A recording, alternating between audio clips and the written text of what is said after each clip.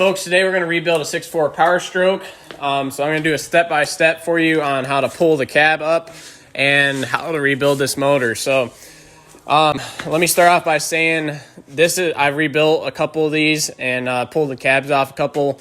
You don't have to take all the radiators and stuff out of the front, but I am going to do it this way because in my experience, it's a lot quicker and just easier without having all this in the way. So first thing we're going to do, obviously, is start out with the battery cables. So we're going to pop the batteries out, and we're going to take off the big cable that runs across the top. So you got 10 millimeter holding it on this side, 10 millimeter on that side, and then 5/16 holding the actual battery terminals on. So pop them off. Next thing you're going to do is to drain all your coolant out. So we have a bucket here and a line running up to the fitting side of the drain. So I'll just stick an Allen wrench in the bottom of this, turn it to the left, and she'll start flowing out. Next, we're going to take off the charged air cooler pipe. So we got 11 millimeter nut here, one there, then we can slide the boot off, and then we have 11 millimeter nut up here, and we have the other fitting is right there down here by the radiator drain. So pop that one off, and then we can slide the pipes out. Next, we're going to take the air intake out. So we're going to pop these little clamps off here to take the top piece out, and then the bottom one will just pull straight out of the grommets after we get that out. For the connectors, pull this little red tab back, squeeze and pull, and then for this one, pull the little lock off the top and just wiggle it on out. And then we have a hose clamp there. This one we'll leave on and just come out in one piece. These clamps, unless you want to cut them and reuse them, I would recommend you just take out the 4 5/16 bolts down there, or 8 millimeter, whichever you're using, and then pull that out and stuff a rag in the valve cover to keep junk and stuff from going in there. So get this pulled out, and then we'll take the battery trays out. Now that the air intake is out, we can unhook the AC pressure switch right here. So pull back on this red tab, then push in the middle and pull out. Unhook your starter solenoid wire here, so squeeze the tabs in the center and then pull that out. Now we can lay all these wires back out of the way, just like that. We're going to pull this little wire off here. I can get a hold of it. There it goes. We can unhook the PCM plug, so push in that little black part in the middle and then just pull this back and it'll force itself off, just like that. Pull the little routing plug off. This connector right here can come off if we can get to it. I have to have a screwdriver for that. Yep. But you're gonna pull this little red tab back, push in the middle, and then separate that. Right now we're gonna take the battery box out. So there's gonna be 5 1/2-inch bolts, one here, one there, one there. That's 3 for the box. And there's 2 right here, one there, and one right here that were they're part of the bracket for the air box. It's also bolted to the battery box. So 5 1/2-inch bolts, we can pop that out. Now that the battery box is up a little bit, unhook your connector for the washer fluid pump and your line down here. Then take a 15 or 5/16 socket and take off the ground wire that goes to the battery terminal. Next, we're gonna come over here and take out this battery box. So we have 4 1/2-inch bolts, again, 2 up here, 2 down there. We have one coolant overflow line to pull off here, clamp on that, slide this vacuum line off just like that. I believe there's another vacuum line down the bottom too that we'll get to after we pull this thing up. And there's also another coolant line. Get this thing out of the way so you can see a little better. Right down in there on the bottom, if I can slide these back a little bit, that little steel U-shaped clip around the outside, you just push that out and then the line will pull straight off. So let me pull this up and I'll show you that other line. Next, we can come up here and pull off the power steering cooler. So there's gonna be one 10 millimeter bolt in the top, and then you slide it up out of this tab and it can come over. Then we can pull off the intercooler up here. There's gonna be 2 10 millimeter bolts, one here and one there. So we'll prop that off and then pull this out the front. Now that the intercooler is out, we're gonna take off this front cooler here. So there's gonna be 2 10 millimeter bolts, one here, one there.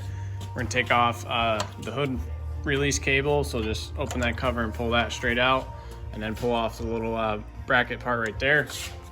Then we're gonna take off the top of the core support. So there's gonna be 6 bolts, 2 1/2-inch here, one there. Same thing on this side, 2 there, one there. Take off your horn connector, squeeze and pull. And then once you take this cooler off, just lay it off to the side. Then you can take top core support off.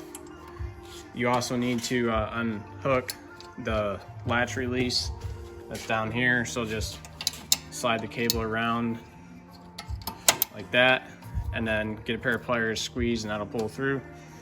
And then once that's off, you can pull your charge air cooler pipes off, one on this side and one on this side. And then I believe we're gonna take off the rest of the radiator lines. Okay, next we're gonna take off the power steering fluid reservoir. There's gonna be 2 5/16 bolts right there. Slide that out of the way.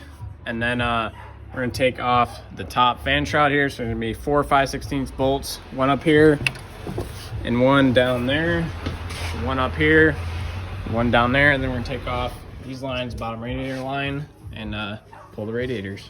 All right, now that the radiator's out of the way, pull out your other intercooler piping that goes from up there in the intake down to the bottom of the intercooler.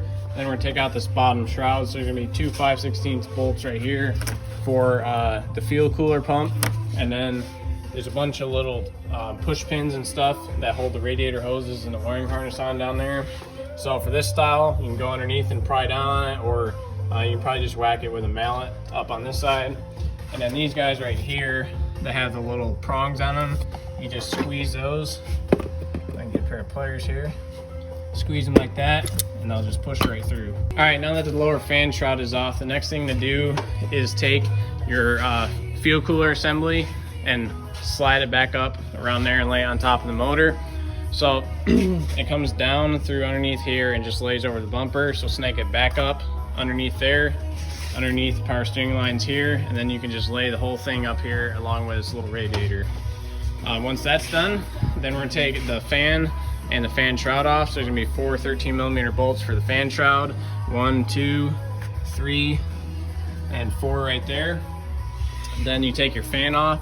To do that, you can either rent a rental tool from AutoZone or something, or if you have one. But the way I normally do is I just put air chisel on the nut and just spin it off that way. So we get that done. And the reason we're taking these off now is so we have access to the power steering pump. We're gonna take that off, 3 10mm bolts. And then there's gonna be one 13mm nut right there holding the line clamps on. And then we can take the whole pump assembly and the lines and then just lay it over here in the fender well for right now. Unless you want to just take the power steering lines off here. And there's one here and one on the gearbox down there. And you'll have to drain the fluid and stuff. I do it this way just because I feel it's easier and it's less messy. So we'll get this done. Don't forget, you gotta unhook fan connector up here. There's 2 prongs. If I can get the camera to focus. There's 2 prongs right here, squeeze in, and then it'll just push out like that. So let's get these popped off, and then we'll take a couple other lines off. Now that your power steering stuff is unhooked, you're gonna take the line off the bottom here that runs over to this cooler, and you're gonna cap off the cooler just like I did there. And then you're gonna take the other end of the line that's supposed to go to the cooler, you're gonna wrap it around and hook it onto the side. Now the line that's normally plugged in the side, right here, goes over to the brake booster. You're just gonna cap that off because this is going up with a body and all this is staying here. The master cylinder, just lay it over here to the side because that's staying with the frame and we don't want it on the body. Then take the 1/2-inch bolt out of the steering shaft, separate those so that's ready to come up. Just make sure all your wires and stuff are separated so they're not going to be grabbing anything when we separate the cab from the frame. And that is everything other than just the cab bolts, and there's a ground strap and a parking brake cable that's got to come apart. That's it. So it's getting fairly late tonight. It's almost dark out, so I'm gonna stop here for the night, and tomorrow we're gonna pop them a couple things off, and we're gonna pull this thing. So here we go, boys. All right, guys, so it's the next day, and we are ready to pull the cab bolts. So I'm gonna show you what we're taking out. It's these guys right here, and as you can see, there's a bunch of blue Loctite all over them. So that is something wonderful that Ford did for us, and makes them extremely difficult to get out. So the best way to get these out is to just take a torch and heat the head right there, and it'll soften the Loctite and make it a lot easier to come out. But not only that, as you can see down in there, there's a little cage nut. So it's just a nut held in by little sheet metal flaps. So inevitably it's gonna turn and you're gonna have to put a wrench on it or a socket on it. So there's gonna be two up here in the front, right under these black covers, one there and one there. And then down here on the side, and get the door open, you have to pull the floor back. There's gonna be a little black cover right here, pull that off. And then there's gonna be a nut down there. The camera will focus. So one down in there. There's 4 on each side, so a total of 8. So 2 up there. There's gonna be 1 right here. I'm sure you probably can't see it in the middle. It's gonna be right about here. And then there's gonna be, pull the seat back, 1 right there in that hole. There's gonna be a little black cap like this over top of it. So get them out. And then I'll show you where that ground strap is on this side. This one's already broke, so I guess whoever pulled this thing out before me messed it up. But there's a ground strap right there. It's bolted to the body, and then it's bolted to the frame right there. And then the only other thing after that is going to be, you need to separate the parking brake cable. So the best place to do it is right here. Just slide, if it has enough slack in it, which this one does, then you have to spread apart these tabs and then pull the cables toward each other so you can slide out the middle. And then there's 2 fuel lines right there. So you're gonna take a fuel line tool, just like a normal fuel line, a gas motor or something. You're gonna stick it in there, spread the little tabs apart, and those will pull straight off. And then other than that, just your transmission shift cable linkage and your transfer case lever if you have one. Best place for that is right here. Stick a pry bar in there, pry that off.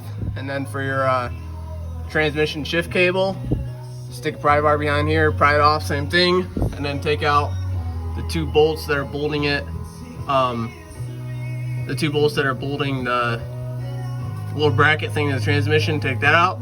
And then after that, you'll be good to go. So we go get this stuff knocked out, and then we'll pull the cab up. All right, boys, we are ready to pull this cab. So I did have to take the running boards off the side because they would have been hitting the lift arms. But to show you where I'm lifting off of, I just lift off the pinch weld. It's plenty strong, as long as your cab's not rusty or something. So that's pretty much it. We just gotta make sure everything's out of the way so it doesn't get caught up when we lift the cab off. And I'm gonna send you guys over to time lapse while I lift this, and then we'll start tearing the motor down. So here we go.